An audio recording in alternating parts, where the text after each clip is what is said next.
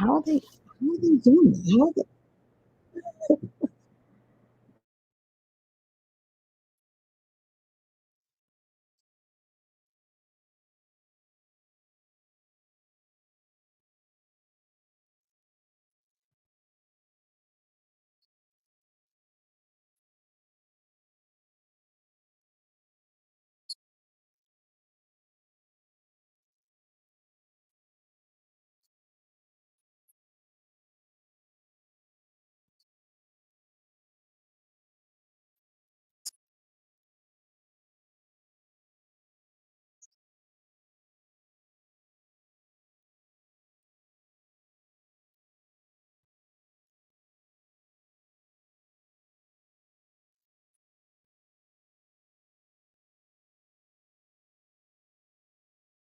people for the people.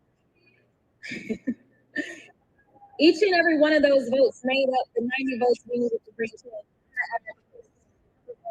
Even came from unhoused folks. What y'all don't understand is that people like to devalue certain people. The only place that equalizes us is at the ballot box. So I don't ever want anybody, no matter what your socioeconomic background is, to believe that you don't matter or you don't count, because the time that you count is when you are at the ballot box. A single grain of rice can tip the scales. Every single vote counts, and that couldn't be truer in the United States Senate. It was a single vote in the United States Senate that saved the Affordable Care Act, that saved millions of Americans' health care coverage. That vote was cast by John McCain, who showed bravery and honored his oath of service. Yeah, clap it up. He bucked his party's president to do what was right for his constituents. Sadly enough, we all know that Senator John Cornyn does not have the guts to stand up to Trump. But I can tell y'all who does. I do.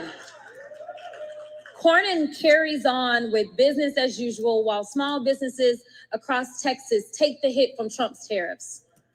Well, I'm done with politics as usual. I'm done with going along to get along, and it gets us nowhere. I'm done watching rural hospitals and public schools close their doors. I'm done watching parents be afraid to send their kids to school or the mall or the movies because Republicans have flooded our streets with guns. I'm done with the senators sitting around doing nothing while Trump takes your hard-earned money, skims your Social Security, slashes Medicare, and gives tax breaks to billionaires. I'm done. I'm done watching the American dream on life support while Trump tries to pull the plug. The gloves have been off, and now I'm jumping into the ring. I'm asking for your support to be the next United States Senator from the greatest state of Texas.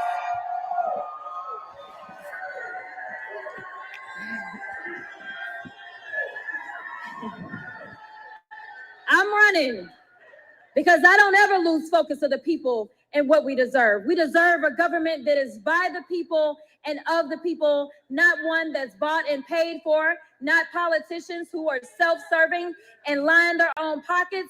Most of you know that I am a civil rights and criminal defense attorney, that I made a living arguing cases before juries and fighting for Texas who were harmed to receive justice. I have won cases and convinced juries in the deepest, reddest parts of this state. And I'm ready to make the case to the people of the great state of Texas. My experience spans both state and federal.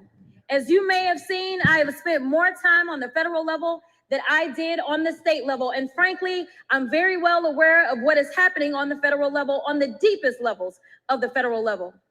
If elected to the Senate, actually when, I was about to say, y'all slow. I will begin on day one fighting to lower costs, deliver on healthcare, make home ownership and entrepreneurship accessible to all, and hold Trump accountable. I'll hit the ground running because I'm already in the belly of the beast right now. Many people wonder why I jumped in this race so late, and I just want to be clear that this was never my intention. This was never about me. I never put myself into any of the polls.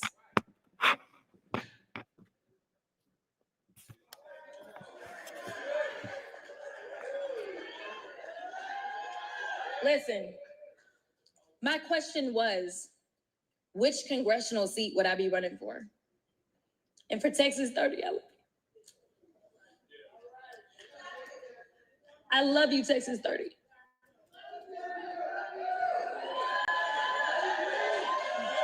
Okay, I'm gonna finish. But the more I saw the poll results, I couldn't ignore the trends, which were clear, both as it relates to the primary as well as the general election. I could have played it safe and continued serving in the United States House of Representatives for as long as my constituents would have me. But I don't choose to do that. Serving because in the United States, this moment we're in now is life or death. It's all or nothing. It's now or never.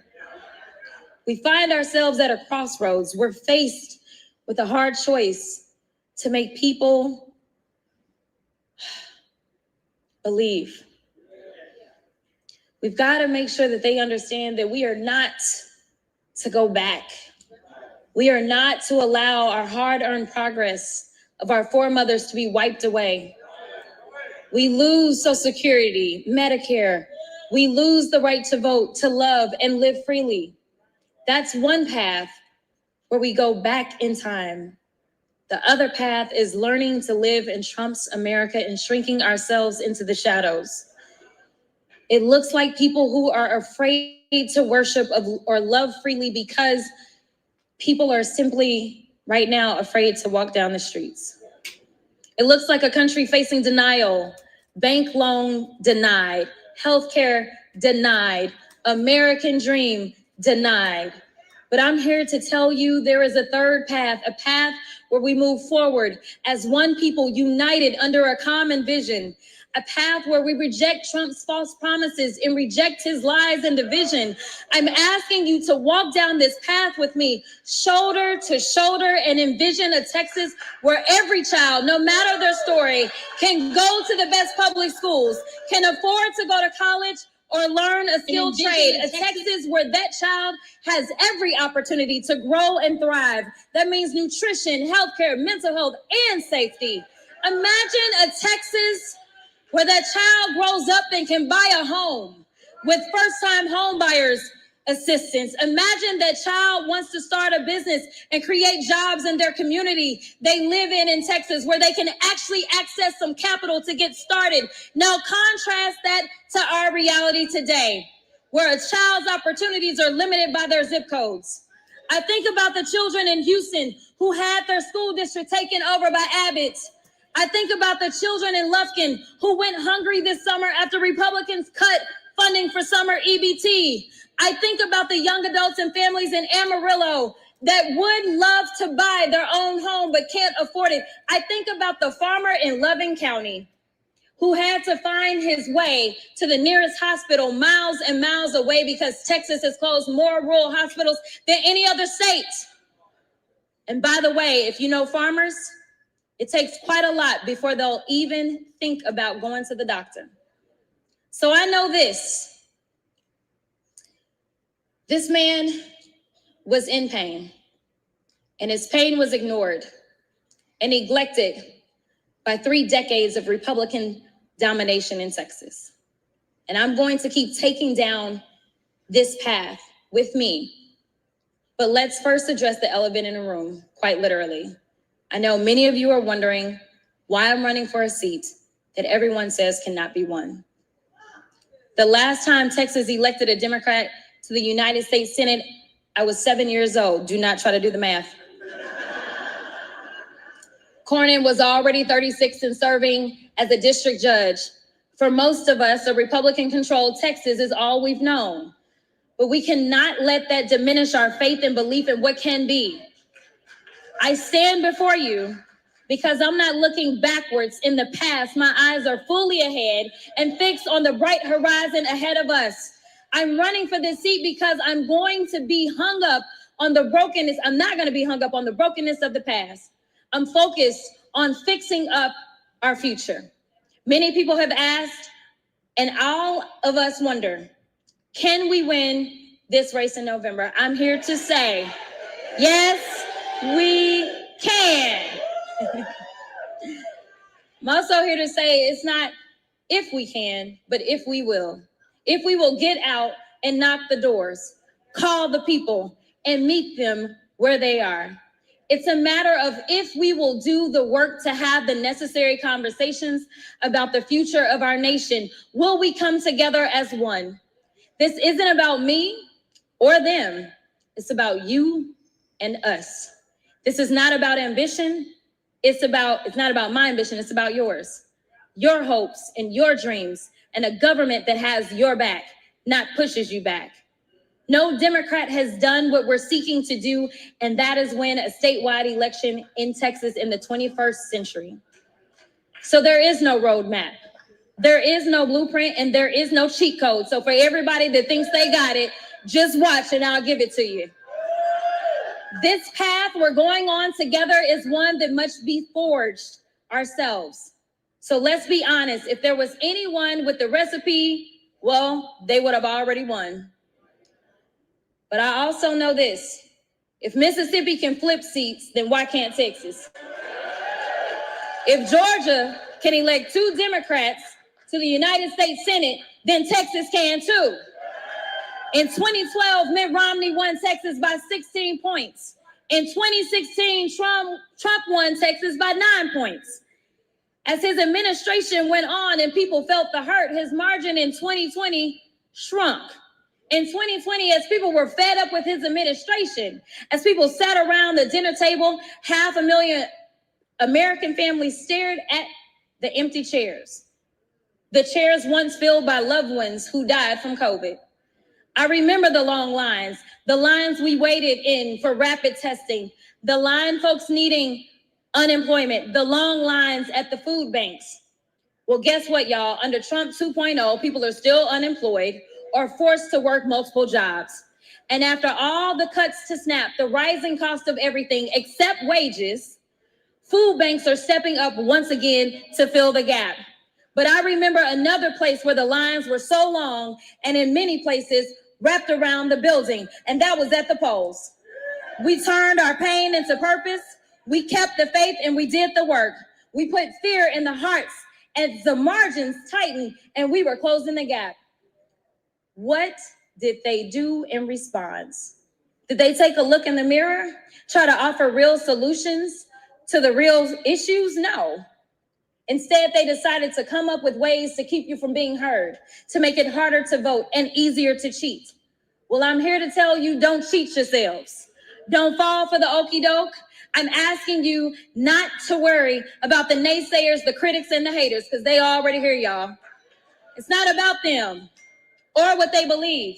It's about you and us, what we know is possible when people come together. So I'm asking you to tune out those intrusive voices that say she can't win because she's Black, because she's a woman, or because she's a Democrat. If you believe women should be in all spaces, then I ask you to stand with me. If you believe we should be judged by the content of our character, then I'm asking for your support. And if you believe this election should be about the issues, who has the better policies and ideas, and who is best for the job, then I ask for your vote in the Democratic primary election this March and again in November. You see, we know what the Republican tactics will be. A flood of lies and attacks designed to turn Blacks against whites, city against country, and you against me. They are experts in the politics of division. It's how they've gotten here. Division is how Trump got elected and then re-elected. This election is about adding voices to our electorate, about multiplying turnout with a robust operation and a unifying message that asks, how is it that Texas is prospering, but the people are struggling? We have the 8th largest economy in the world, yet kids go hungry. Seniors have to skip their prescriptions. Parents are forced to choose between braces for their children or hospice for their parents. We are the #1 state in exports, driving the American economy, yet somehow we are also #1 in uninsured women and children. The state is thriving while the people are facing tribulation. We are better than that, tougher than that, and Texas deserves better, and together we will. This campaign is for those who believe that the government should work harder than the people it serves. This campaign is for every single person that is done with politics as usual, that's fed up with the establishment, that's sick and tired of being sick and tired. Texas has no shortage of talent, no shortage of ideas, grit, or tenacity. Our state powers this nation. Our economy drives the world. Texas is a big boy state made up of brawlers and people with a moral code. Our representation should reflect that. And sadly enough, it doesn't. After evaluating the data, analyzing the trends, researching historic numbers, and combing over the crosstabs, it was clear the numbers were strongest for my candidacy for United States Senate. That's why I decided to enter this race, because otherwise I would have continued doing what I've always done, which is support whichever candidate had the strongest numbers. So I want to be clear. I'm not running just to run.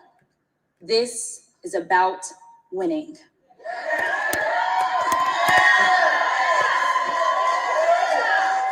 As a candidate who is constantly attacked and seen as a threat, it's because I am. I'm a threat to the system that's been holding us back from our full potential. I'm a threat to a system that works to protect politics as usual, that seeks to maintain the despair and unfairness in our state. I'm a threat to those that have lost their moral compass, abandoned their purpose, and want to be kings instead of public servants. I'm the only candidate in this race who has served on the federal level, has taken on this administration, and sought accountability. I'm the only one who has gone toe-to-toe with Donald Trump, and there's a reason he's always got my name in his mouth. There's a reason John Cornyn has been attacking me since before I even entered this race. There's a reason folks have tried everything they could think of to try to keep me out of this race. And I believe that's because Trump has seen the same numbers I have. I have a track record of getting people out to vote, moving people who were disillusioned with politics and felt like their vote didn't matter. Since running for public service, I have vowed to increase accountability, accessibility to every office I've held. Through it all, I've never lost sight of the people. I've built winning coalitions and brought together voters of all backgrounds, all stars and stripes, in every walk of life under the common belief that government should be of and for the people. Government should work to make living easy for those who work hard for a living. My message, rooted in slashing costs, making homeownership and entrepreneurship attainable for all, strengthening and growing the middle class, is one that Texas, all of Texas, from the Panhandle to Port Arthur and from El Paso to East Texas, can believe in. This campaign is about winning with a strong, multiracial, multi-generational coalition of people that is reflective of this great state that is, by the way, 61% people of color. There is room in this campaign for everyone who feels like our state is heading in the wrong direction. And that's the majority of Texans, whether you live in Dallas County or Dickens County. Groceries are too expensive. The light bill won't stop going up. People are being crushed by their rent or their mortgages. That's why I'm running now, to get Texas back on track, to be a fighter for the middle class, hardworking Texans, ranchers, farmers, young families, oil workers, small businesses, and everyday people who make this state vibrant and make us an economic powerhouse. Today, under Trump and 3 decades of Republican rule in Texas, those very Texans are under daily attack. They are attacked for how they worship, who they love, what language their grandmother speaks. And you don't know who will be next on the chopping block. I'm running to protect Texans from these attacks and safeguard the rights our Constitution guarantees. I'm running to knock down the door to opportunities that have only been cracked open for the elite few. I'm running to make home ownership and entrepreneurship pillars of the American dream and obtainable reality for all Americans once more. I'm running to get Washington back to work on issues that actually matter. Together, we will send a signal to the entire nation. Don't mess with Texas. And certainly don't count us out. I believe I am the candidate in the strongest position to defeat whoever emerges after they finally get out of their stuff. Even if that's my buddy and dancing partner, John Cornyn. John Cornyn has spent 41 years in elected office. Anyway, I'm not even gonna get off track. He's been an elected official since I was 3 years old. Speaking of 3, I want y'all to know that Cornyn has been in office so long that he collects 3 fat pensions, courtesy of you, the taxpayer, on top of his Senate salary, which is also paid for by you. By the time I graduated law school in 2006, Cornyn was already drawing his first pension. Guess Doge didn't catch that one, huh? But anyway, so after 4 decades and 4 fat checks every month, Cornyn has forgotten who sent him to the Senate. He's forgotten he works for 30 million people in Texas, not one Florida man who's never called this state home. About 2 pensions ago, Cornyn used to actually try and help Texas. He used to speak out against Trump, the candidate, and denounce the border wall. What happened, Big John? Because now all you're doing is bending the knee, kissing the ring, and running ads about how you vote 99% of the time with Trump. Well, John, I kept telling you, you had a 1% problem. And the problem is putting the 1% of Americans who are billionaires before the 99% of us who have to wake up every day, clock in, and hustle to make ends meet. The 99% of us who had to go out and earn what is ours. It wasn't handed to us by daddy. At a time such as this, we cannot afford to have a senator who cowers away from a fight worth fighting. I will be tougher on behalf of all 30 million Texans. At the end of the day, the Republicans, they know they're in hot water. They shut the government down for more than 40 days and 40 nights while people scramble to make ends meet and keep America open. His economic policies and his tariffs have drained our bank accounts, forcing millions to live paycheck to paycheck. While SNAP funding hung in the balance and families had to figure out how they'd even put bread and water on the table, mothers fed their children bread with butter and a sprinkle of sugar to quiet those growling tummies. And while this was the reality for middle America, Trump and his cronies were busy planning a lavish Thanksgiving feast. Now, Christmas is around the corner, and after a whole year of office with Trump, what has he done? Absolutely nothing to fulfill his #1 campaign promise, which was to bring down costs. Well, prices have tripled since Trump became president, and we're all feeling it. When I first got to Congress, I served on the Agriculture Committee. I worked on the Farm Bill and SNAP.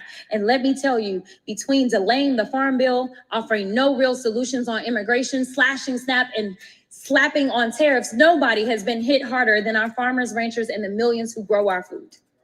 At a time when farmers are filing record bankruptcies, when grocery stores are going up even more to cover the cost of all of their economic loss activity because of the SNAP cuts, and as more rural hospitals close in Texas than anywhere else, how can our senator go along with this? How can he vote for 99% of this and then ask for yet another term with a straight face? John, you listening? You're the only one in Texas who gets 4 checks to do 1 job. Meanwhile, there are households where both parents work 2 jobs. The oldest child has to get a job as soon as they legally can, and still the family is barely keeping their head above water. That is the reality for far too many people. But John Cornyn and his MAGA buddies, or shall I say frenemies, since we never know how he really feels about MAGA, they're so far out of touch with reality. They live in their own worlds. The cost of everything has gone up except for wages. People are working more and they're working harder. But that check is looking just the same, and that dollar doesn't stretch as far.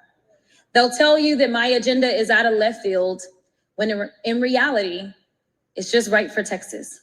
My agenda is affordability, it's healthcare, it's energy independence, it's American manufacturing, it's protecting our natural resources, it's providing the best education to every child and not saddling them with lifelong debt in the process. When prices are lower, that dollar goes further. Consumers have more confidence in spending power, businesses thrive, and our economy is healthy. The more people that are insured, the less healthcare will cost for all of us. If we spend on preventative care, we can save way more instead of waiting until somebody is sick. When we invest in clean energy, your utility bill goes down. When we build more housing, the rents and mortgages come down. When we have more affordable childcare, Head Start, and universal pre-care, then families will have that huge burden lifted from them. Childcare has become a second rent. Y'all say amen if you got children, because y'all know I ain't got none. I heard they expensive. My whole platform is rooted in my belief that life should be more affordable for those who make America run. It's centered around opportunity and a fair shake to work hard, get ahead, and have a chance to earn your dream no matter your story. To live in a country where you know your rights will be protected at every level, to feel safe walking down the street.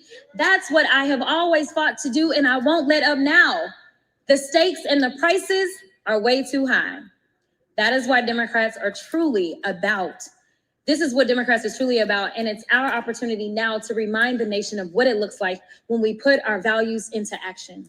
While Democrats were working overtime to protect healthcare and lower costs of insurance, prescriptions, and the care you need to be alive, Trump was too busy golfing, y'all.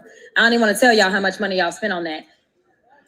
He was looking over carpet patterns and paint swatches. Y'all know, for his little room. Anyway, while Americans had to decide between paying the car note or paying the mortgage, Trump's toughest choice was between Chantilly lace or alabaster for his billionaire ballroom. The American people have been watching, and even those who weren't watching, they felt the effects and know the pain. Trump's unpopular policies will cost him the Republican majority in the Congress. He knows that, and that's why he called Greg Abbott and said, I need 5 seats from Texas. I'm entitled to them. And Abbott got right to it. Well, Trump, I know you're watching, so let me tell you directly, you're not entitled to a damn thing in Texas.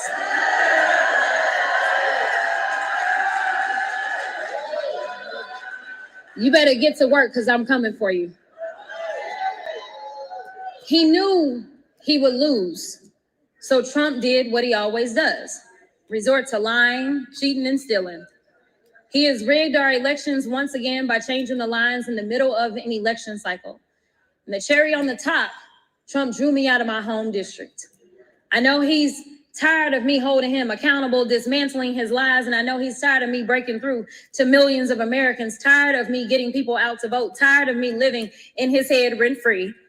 Well, Mr. President, you couldn't beat me at the ballot box. And so, as y'all know, a judge that you appointed, Mr. President, he said your maps were unconstitutional, but you ran it up to your loyal activist cronies at the Supreme Court and snatched representation away from almost 500,000 people I represented right here in CD30. Well, I'm here to tell you, Donald Trump, you won't get rid of me that easily. I'm not going away. I'm not giving up. I still believe in this country. I still believe that we are in the land of opportunity. I still believe in the bright beacon of hope amidst a sea of despair. I still believe Texas will lead the way and prove to this nation and the world what I know to be true. So I'm asking you, will you join me in this campaign? Will you join me in the work and turn this moment into a movement? I'm asking you to wake up every day between now and November, yes, every day, and ask yourself daily, what am I going to do today to elect the leadership I wish to see? Who I'm going to call today about why I need to vote? What will my contribution to turning Texas blue be? It's also why I've sought to bring about unity within our party as well. I did my best to make sure that we had a strong ticket with candidates running up and down the ballot. We're not leaving any races out. Everything is on the line. I need you to know that this is bigger than any one person and any one candidate. For us to win this race, we have to win together. We have to run as a team. Like I said before, and we'll keep echoing, this isn't about me. This isn't about them. It's about you. We're going to go and win this election for the people. As I close, I want to send a message to Donald Trump and the whole nation. Don't take Texas for granted and don't count us out. It's our time. We are one. God bless Texas and let freedom reign.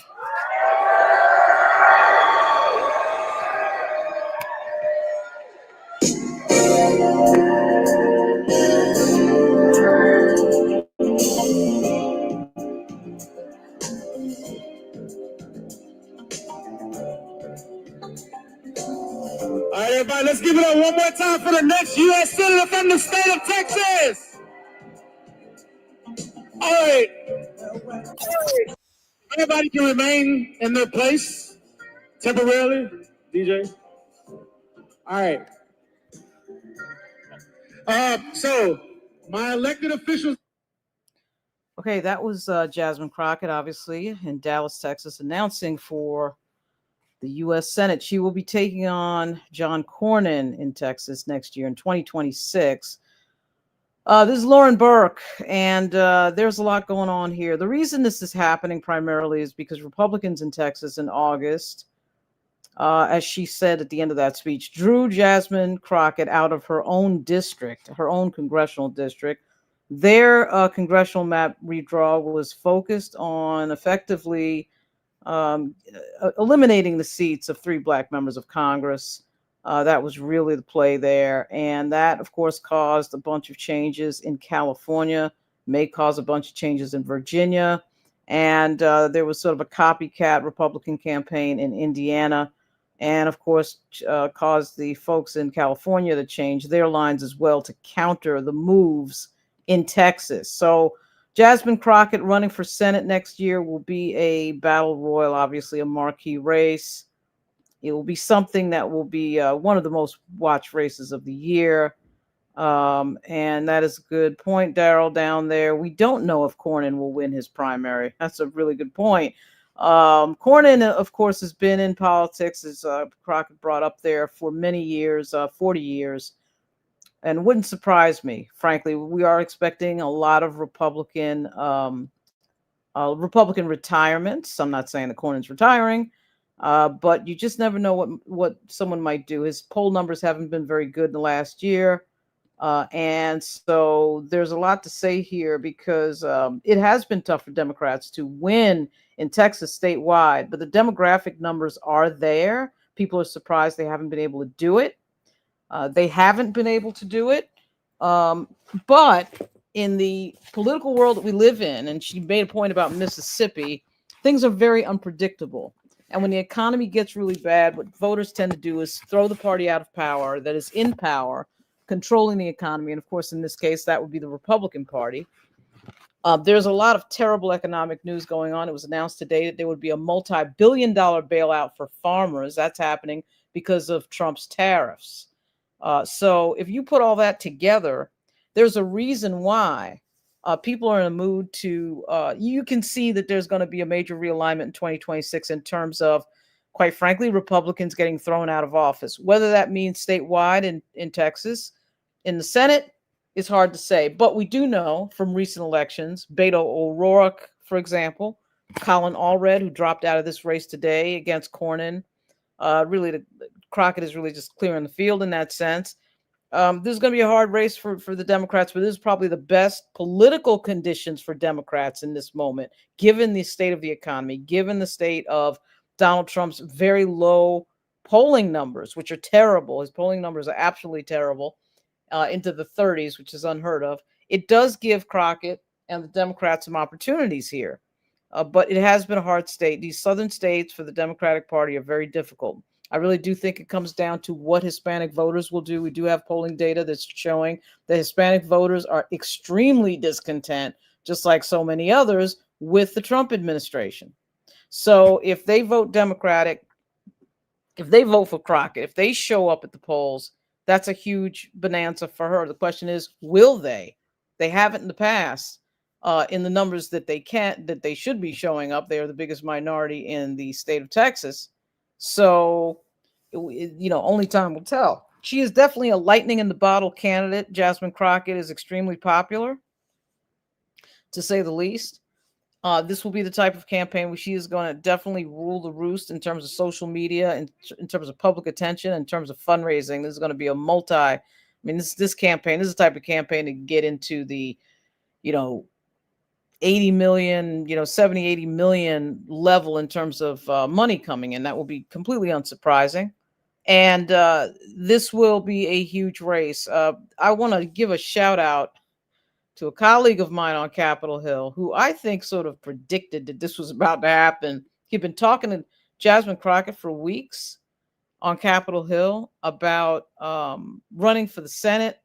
And that would be Michael Jones, who has the Substack Once Upon a Hill. One of the first Substacks to become to get a credential at the U.S. Capitol. And Michael Jones has been talking about this Jasmine Crockett's going to run for Senate thing for quite a while. On December 2nd, he basically just said, hey, Jasmine Crockett sure sounds like she's running for Senate. He'd been reporting that beforehand. And finally, he'd been talking to her for a while about, hey, are you running for Senate? Are you running for Senate? And finally, yeah, she is running for Senate. But at any rate, you should check out the Substack Once Upon a Hill by Michael Jones, because he had been very focused on this question of whether or not she was going to run. The Supreme Court decision of last week that sided with the maps for the Texas Republican maps, that of course was brought to you by Samuel Alito and the gang on the MAGA Supreme Court. They handed the Texas Republicans the gift of, you can draw these maps any way you want. Of course, meaning that now the Democrats have to really scramble, because though, of course, this whole thing was drawn in such a way to make it extremely difficult for the Democrats who are in those three seats in particular, the Mark Veazey seat, the Al Green seat, and the Jasmine Crockett seat. And typically what Republicans do when they want to gerrymander seats to make sure that there are fewer black members of Congress around is they make those black members of Congress run against each other, which is exactly part of what they were doing there. They, of course, as Crockett said, to say it again, she was drawn out of her seat. She was completely drawn out of the seat that she lives in and that she represents, which is even more diabolical. So now she is running for Senate. Colin Allred has dropped out. I thought I heard Freddie Haynes is running for Crockett's old seat. This is complicated, I know. But the point is, her running for Senate is going to be absolutely huge, because this is a cult of personality. And this is a person who will raise millions and millions of dollars, get millions of people supporting her in Texas and outside of Texas. And this will be, of course, a marquee race, a battle royal. Incidentally, in Virginia, where I am, it's we're expecting something to happen with the Mark Warner race. He, of course, announced last week that he's, of course, running for re-election. There's a possibility we have a clash of the Titans on that front as well if the governor, Glenn Youngkin, runs against Mark Warner. We don't know that Glenn Youngkin is running, but these are going to be huge races, because this is going to be one of those moments in American history that is going to decide the fate of the country. And, Crockett could not have put it any better when she said that, this is the moment, this is the time to stand up. There was a whole lot of allusion there about how this moment in history is an extremely important moment in history. I couldn't agree more. She is trying to meet that moment by running for the Senate. After everything that's happened, all the drama, all the threats, all the things that these people put up with when they run for office, which I think a lot of times the public does not see. When I see Jasmine Crockett on Capitol Hill, I'm sure the pressure is real. I'm sure I'll see her next week. The House comes in, this week. The House comes in tomorrow for votes. They're off today on Monday, December 8 and December 9. Tomorrow they will be coming in for votes starting at 6:30 p.m. Eastern. And at any rate, Jasmine Crockett is an unbelievable cult of personality. She has a huge following on social media. It's right up there with Alexandria Ocasio-Cortez. Massive following. And why? Because she's talking about the issues that people care about. It's the same reason why AOC has a big following. It's the same reason Bernie Sanders has a big following. These people talk without filter, without nonsense. They get straight to the point. And people really respond to that in a messaging sense. So Jasmine Crockett running for the Senate is huge. It is a huge thing. It will be a huge race. It will be a closely watched race. I mean, to say that would be the understatement of the century. This is going to be a huge thing. And I do think everybody's got to keep an eye now on Congressman Al Green, Mark Veazey, Freddie Haynes running, and all of that, because it is going to be very intense there in Texas to see how many of these Black members of Congress can hold on to their seats. We are going to see in other states, and we've already seen it, attacks on Black members of Congress in terms of their seats. So, particularly when you have a Republican governor. So in Indiana, you're seeing already that they've redrawn the lines. Missouri, they've redrawn the lines. In Indiana, they're targeting Andre Carson. Full disclosure, I used to work for Andre Carson as his communications director. Andre Carson in Indiana. In Missouri, they're going after the seat of Rep. Emanuel Cleaver.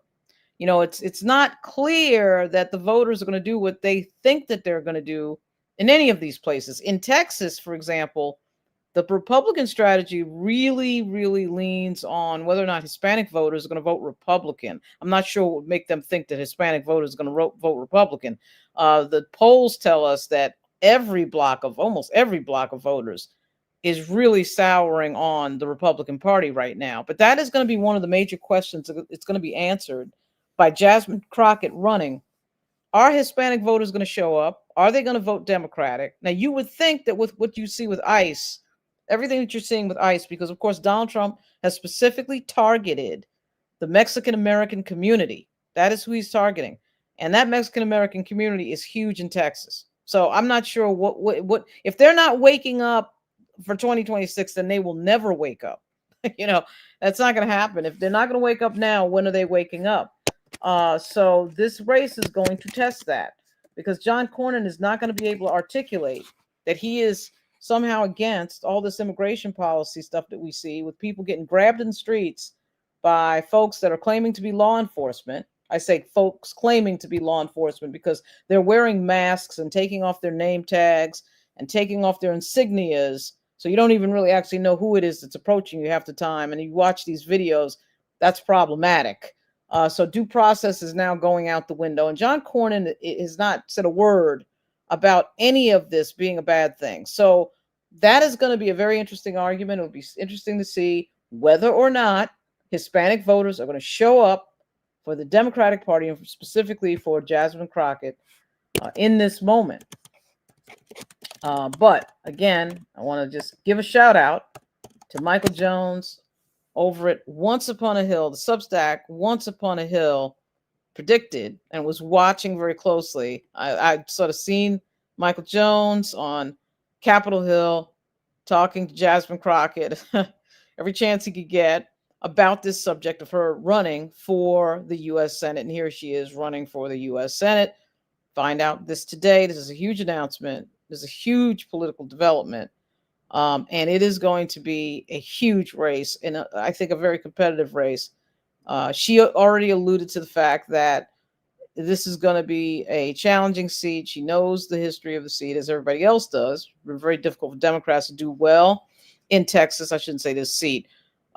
This seat in terms of it's a U.S. Senate seat, but of course it's a statewide election.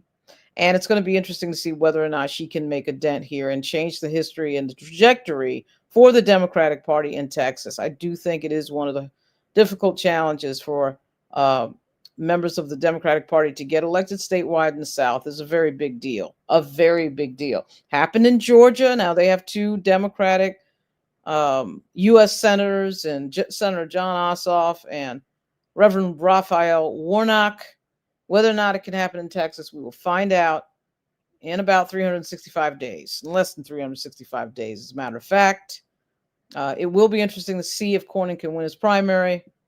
And we will see what happens very, very shortly. And I will update everybody on this and so much more. This is Lauren Burke. I will be on Capitol Hill this week, not only to find out what's going on, but to go to a few Christmas parties. This is the Christmas party season, as everybody knows, and it is a lot of fun in that sense. But we will see what happens with this. It's going to be quite something, and I do think that what is going to happen in Texas with regard to how many seats the Democrats can hold on to, of course, will control who controls the U.S. House in January of 2027. These races, of course, are the 2026 cycle races, and the party who gets the majority in the U.S. House and the U.S. Senate, of course, takes power in January 2027. Jasmine Crockett in Dallas today announcing that she will be running for the U.S. Senate is huge, and people have been paying very close attention to what she was going to do with this decision. And here it is. She made the decision. She's running. It is a big step. It's a huge step. And she has a huge personality, and there's going to be a lot of support for her out there, as well as opposition, a lot of opposition as well. This is Lauren Burke. This is Lauren Live, and I will be back soon to talk about Olivia Nunzi and Ryan Lizza and the topics around journalism, state of journalism. Journalism is in a disaster zone right now in terms of the way things happen procedurally, but getting back to the politics of this moment in Texas, these Congressional Black Caucus members are under attack by the Republican Party. The Republican Party is now trying to eliminate the seats of many members of the Congressional Black Caucus. That is in part why you see this move by Jasmine Crockett to run for the U.S. Senate. It is not by accident that these Texas Republicans do these seats in such a way to eliminate seats of Black members of Congress, make it much more difficult for them to win. They're duplicating that strategy in other Republican-led states across the country. And that's what's going on. I want to thank the audience for telling me there was no sound in the other video. Michael, thank you out there, wherever you are. And I really appreciate that a great deal. I'll be back soon, and probably with a little bit more notice than what was going on with this. But, man, this is a huge announcement, a huge, huge announcement by Jasmine Crockett. This is Lauren Burke. I will be back soon. I have this hat on because I didn't feel like doing my hair. So I'll be back soon.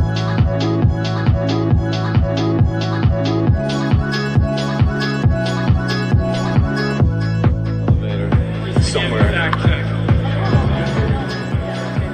What's going on? Thank you. Are you watching now? Yeah. No, I was watching when I left, but it's excellent. I love it. I love the traffic's blowing up.